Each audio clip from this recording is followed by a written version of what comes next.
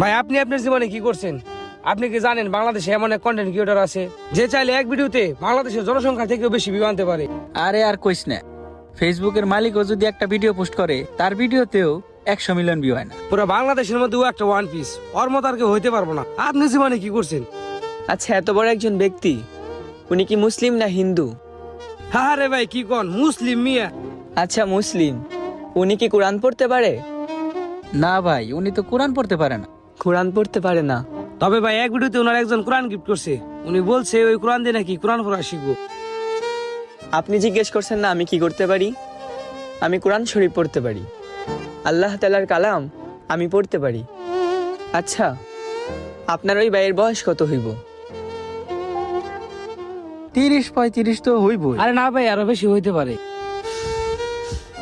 30-35 বছর?